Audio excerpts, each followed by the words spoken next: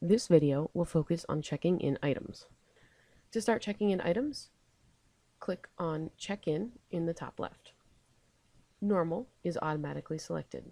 There are options to switch to bulk, in-house, or inventory. These options will be covered in the linking training. If items are being checked in and free days are required due to a weekend or a holiday, enter the number of free days needed in the free days box next to the item barcode. The date next to the box will change along with the number of days entered. Books from that date and forward will be marked as if they had been checked in on that date. Any fines incurred for items due prior to the free days will need to be resolved before check-in is complete. Note, if the patron is not present at check-in to resolve any potential charges, bulk check-in can be used instead. The default number of free days will be 0. Items can be scanned or the barcode can be entered in the search box labeled Enter Item Barcode. The checked-in item will appear on screen. Each item will have a barcode, due date, status, comment, title, shelf location, call number, patron name, assigned branch, and collection. If an overdue item is checked in, there are options to continue, waive, charge account, or cancel. If a multi-piece item is checked in, a pop-up box will appear that says, "Item is blocked. Do you want to continue with this operation?" The name of the item, in this case Harry Potter and the Goblet of Fire, and the item details will appear. For a multi-piece item, the note "Check Contents" will appear. The item should be checked to ensure that all the pieces are present before the return is finalized.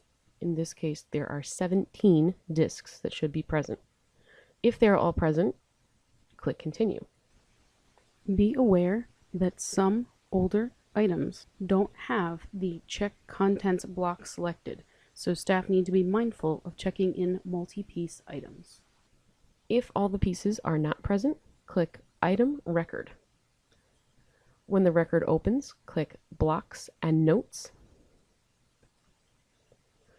and add an additional note under the free text block. Don't delete what's already there. So in this case, discs 2 and 3 are missing.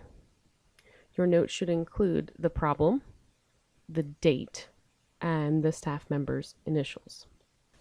If pieces are missing and it is not the library's own item, the note should also include the name of the library that checked it in. If pieces are missing and it belongs to the current library, the item's status should be changed to being repaired. For damaged or missing items, blocks and/or charges should be made to the account of the patron causing the damage. Click Save to save your free text block. Then click Close, and you will be returned to the check-in screen. If an item with a hold is checked in, a pop-up will say, "Filled hold request. Item name satisfies a hold request for patron name. Do you want to hold the item?" In this case, it is a hold for Harry Potter and the Goblet of Fire for Buckles Buckley. Response choices are yes, no, or cancel. If yes is chosen, the status of the item is changed to on hold shelf if the holding patron is picking up from the current library, or the status is changed to en route to patron if the holding patron is picking up at a different library from the current library. If no is chosen, the item will not be held for the patron.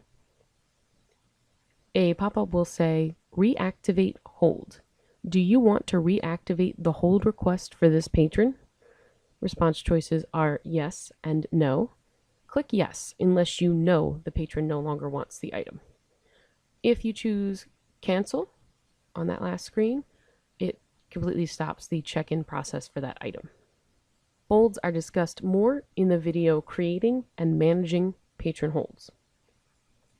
If an item that is already being held for another patron is accidentally checked in, there will be a pop-up that says "Continue holding item. The item is held for patron." continue to hold the item. If yes is chosen, it will stop the transaction and keep the patron's hold. If no is chosen and no other patrons are waiting, it will remove the patron's hold and either change the status of the item to available if the item belongs to the current library, or in transit if the item belongs to another library. If no is chosen and other patrons are waiting, it will remove the patron's hold and either change the status of the item to on hold if the next hold is being picked up at the current library, or en route to patron if the next hold is being picked up at another library. If an item belonging to your library is returned damaged, scan the item barcode. It will check in like normal. If there's a hold on the item and it asks you want to hold the item, you will click no, but then click yes that you want to keep the patron's hold. Click the checkbox next to the desired item, then click Actions on the right and then Manage Item Record. A pop-up box will open.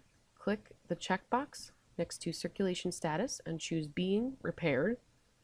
Click the checkbox next to Free Text Block and then create a note following the policies and procedures in place at your library. Click OK. The item record was successfully updated, and you will have successfully marked the item as damaged. If an item belonging to another library is returned damaged, you scan the item barcode. It will check in like normal. A pop-up will say, place item in transit. Item title does not belong to this branch. Do you want to put it in transit to branch? You say yes. When you want to then mark that item damaged, you click on the desired item. The item record will open. Click Blocks and Notes. Select the appropriate library assigned block, in this case, damaged. Per policies and procedures, your free text block must include the date, library, and staff initials of the person creating the block. Click Save, and then click Close. If a barcode accidentally gets scanned that does not belong to an item, for example, another patron's barcode, you will get the message that no matching item record was found. Check the item barcode. No check-in will happen. Just enter or scan the next item barcode when you're ready. When you're finished checking items in, click the red Close button. Note, if any fines have not been resolved that were incurred at check-in, the button Resolve Charges will appear next to Close. Click it. Select the fines that you would like to resolve, and you have options to charge new, waive new, pay new, manage all fines. Click Manage All Fines to automatically charge the newly created fines to the patron's account, and then view and manage all old and new fines. At this point, all, some, or no fines can be paid or waived, or the patron's account can simply be closed. I am going to waive this fine.